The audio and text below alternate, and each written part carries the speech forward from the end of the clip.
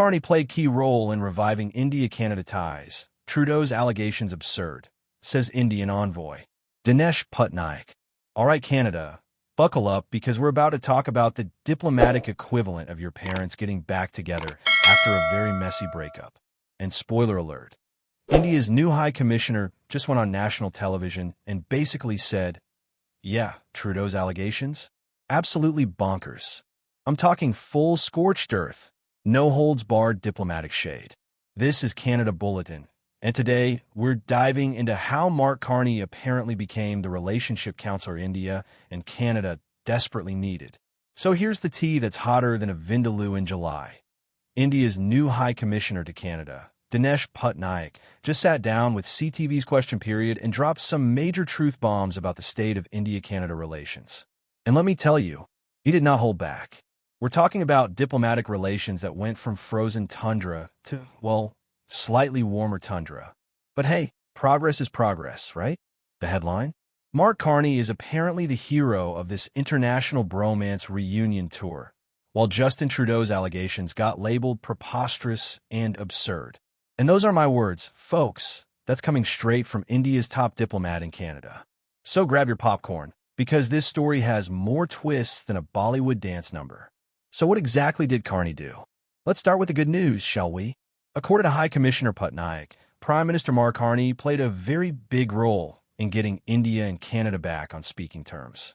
And honestly, that's probably the fastest anyone's accomplished anything in international diplomacy since, I don't know, ever. Here's what Patnaik told CTV.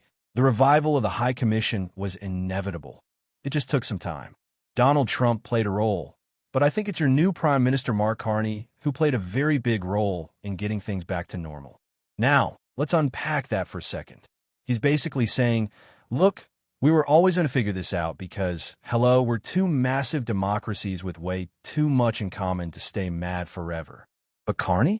He put on his diplomatic superhero cape and sped up the process. Think of it like this.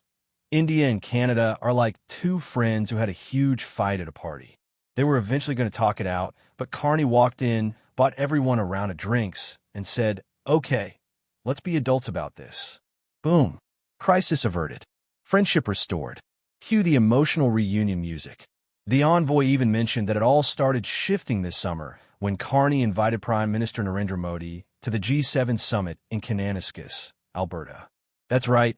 A simple invitation became the olive branch that started thawing this diplomatic ice age. Who knew Canadian hospitality could fix international incidents? But wait, before we give Carney his diplomatic Nobel Prize, let's rewind and talk about how we got into this mess in the first place. Because, spoiler alert, it involves accusations, expelled diplomats, and enough drama to fill an entire season of a political thriller. When accusations fly and diplomats get expelled. Okay, so picture this. It's September 2023, and then Prime Minister Justin Trudeau stands up in Parliament and drops what might be the most inflammatory statement in recent Canadian diplomatic history. He claims there are credible allegations linking Indian government agents to the killing of Hardeep Singh Nijjar, a Sikh separatist in British Columbia. Now, India's response? Let's just say they were not having it. They called it baseless, they called it politically motivated, and they basically, yes. Patnaik even dropped this philosophical gem. No relationship can be destroyed by a single man. It takes an entire ecosystem to do that. Translation? This wasn't just a Trudeau problem. It was a systemic communication breakdown. Ouch. All right, so we've covered the drama and the diplomatic disaster. But here's the million-dollar question. Where do things stand now? Are we in the awkward small talk at the coffee shop phase or the planning vacations together phase of this relationship? Baby steps toward friendship. Maybe. Here's where things get cautiously optimistic, folks. According to Patnaik, both countries have taken concrete steps to rebuild trust. And I'm not talking about sending each other thinking of you cards. I'm talking actual, substantive engagement. Security agencies are talking to each other. There's dialogue between the RCMP and the NIA, and both our NSAs have met. The process of rebuilding the relationship is underway, Patnaik explained. That's right, the cops are talking to the cops, the security advisors are comparing notes, and ministers are actually visiting each other's countries. Canada's Foreign Affairs Minister Anita, Anand, even made a trip to India this week. Progress. Both countries issued a joint statement expressing support for expanding trade and cooperation. Remember that free trade agreement that got paused during the diplomatic standoff? Yeah, that's back on the table. Because nothing says we're cool now like the possibility of mutual economic benefits. But here's the kicker, and this is where Patnaik keeps it real. When asked if India now considers Canada a reliable partner, his response was simply, not yet. Oof. That's the diplomatic equivalent of, it's complicated on your Facebook relationship status. He elaborated that India hopes Canada can become dependable, but stressed that extraneous factors should not interfere with economic activities, a subtle jab at those earlier RCMP allegations.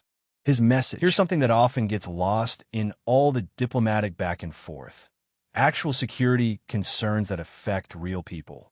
Patnaik specifically mentioned India's concerns about the Lawrence Bishnoi gang, which operates in both India and Canada and has been placed under prescription by New Delhi. For those not in the know, we're talking about organized crime that crosses borders, which is basically every law enforcement agency's nightmare. It's like trying to arrest someone who keeps teleporting between countries. Not fun, not easy, and definitely requires cooperation. Patnaik stressed the importance of strengthening internal security mechanisms between the two nations.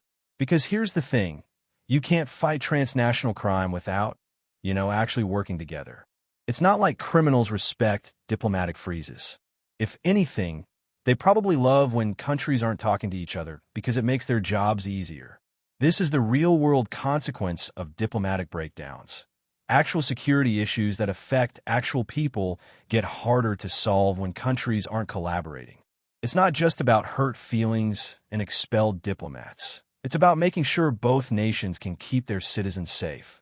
So what's the big takeaway from all this diplomatic roller coaster? What can we as Canadians learn from this whole saga? Let me break it down for you.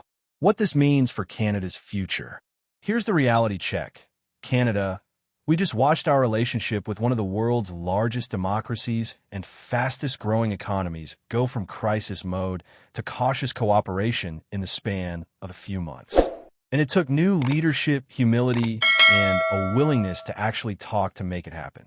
Patnaik made this crystal clear when he said, India and Canada share democracy, freedom of the press, and rule of law.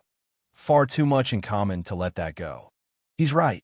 We're not talking about two countries with